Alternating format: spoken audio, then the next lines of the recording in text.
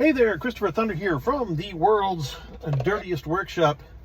I'm here with my car stereo here, and I'm just putting the finishing touches on the frame. Now, you can do this like this, but I'd much rather pull the frame off and do it away from the car stereo. It's just stupid to ink something that doesn't need inking. Right now, the frame is really pretty much the way I want it, okay? But it helps to just kind of blacken areas around where you're going to kind of make sure that the white doesn't slip through. This is just a Sharpie here. And I wanted to make sure I got like everything, the bottom edge and everything. Well, let's see here. That would be this away, right? Because you're not going to see the top edge so much, but the bottom edge you'll see. Okay. And then you want to just make sure that you just run the Sharpie down the corner like that. And then over here along the edge as well.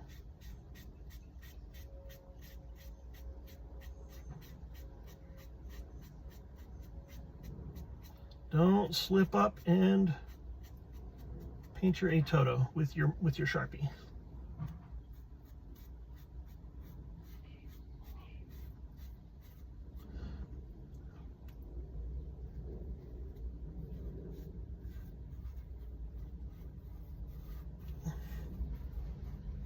That makes pretty sure that I've got all the edges. And you want to make sure that you get all the corners too, so that you're hiding any imperfections in the job. Sometimes you have to push the marker down into it to get it right. And then that corner too. Okay, and I got a little edge right there that I want to get. Oh, I just touched the frame. All right.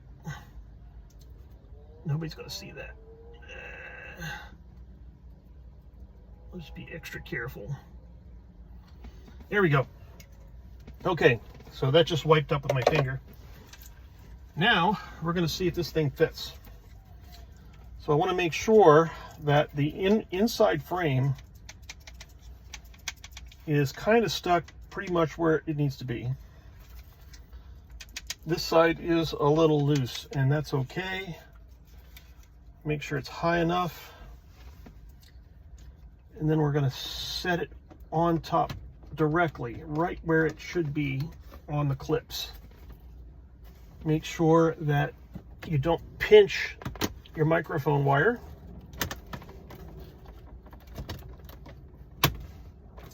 Good, I heard a good click there. Good. That's all the way in on that side too. That is terrific.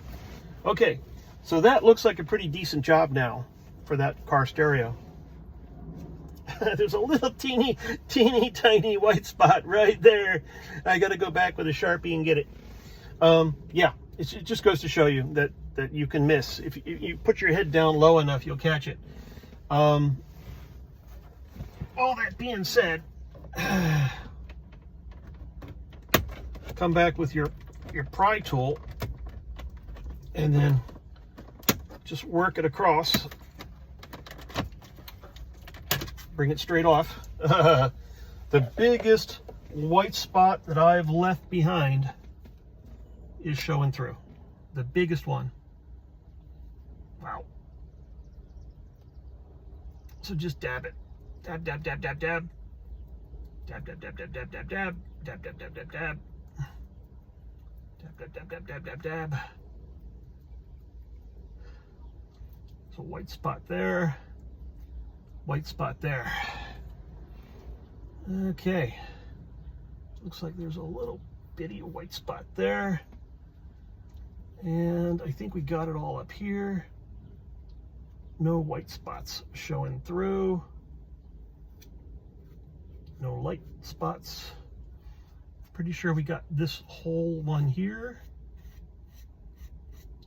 We got no light spots showing through. That looks really good. Let's try it again.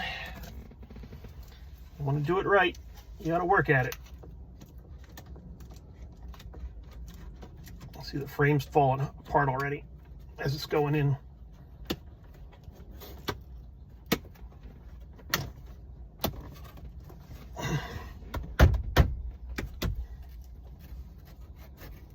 A little goop there on the frame.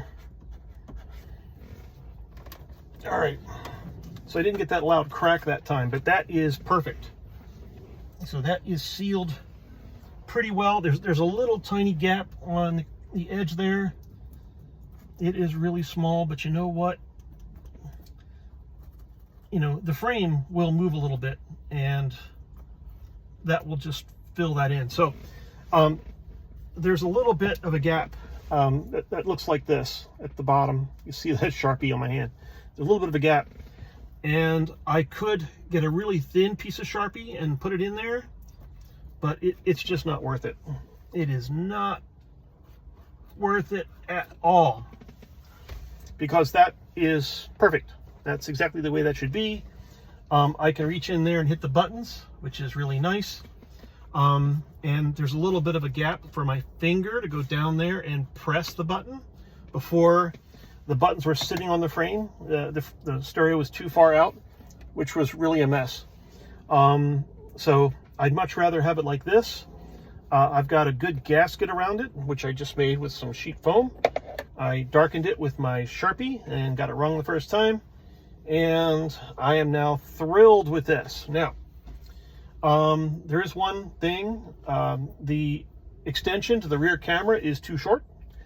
I'm going to have to come back with an RCA line, probably shielded, and make myself an Atoto extension line with 2 wires wrapped with an RCA line with 2 males, I think.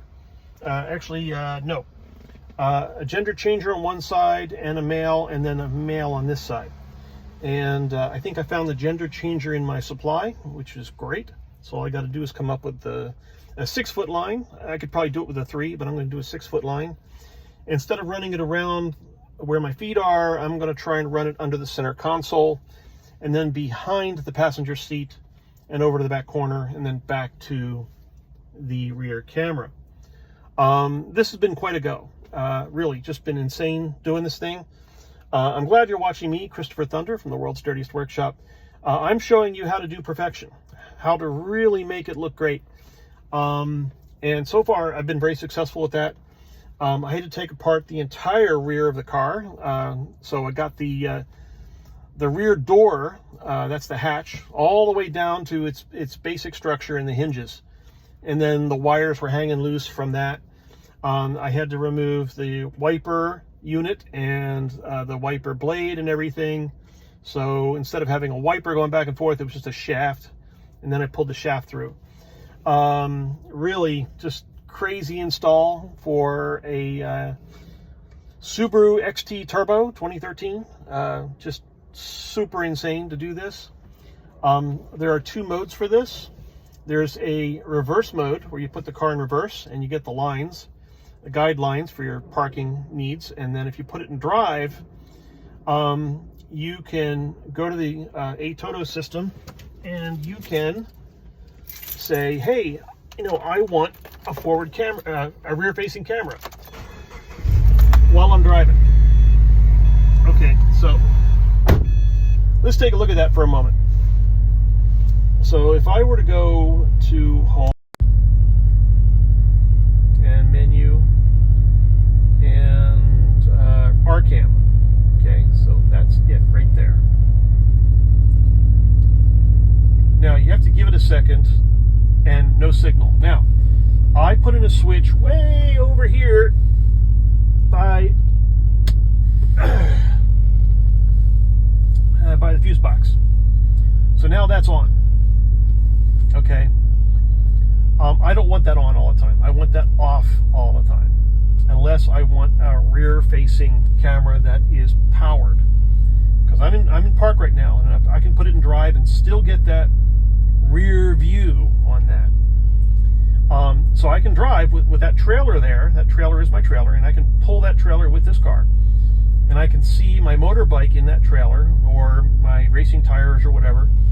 I can see that in that, and I can see the tie down is still correct, and nothing's bouncing around inside the trailer.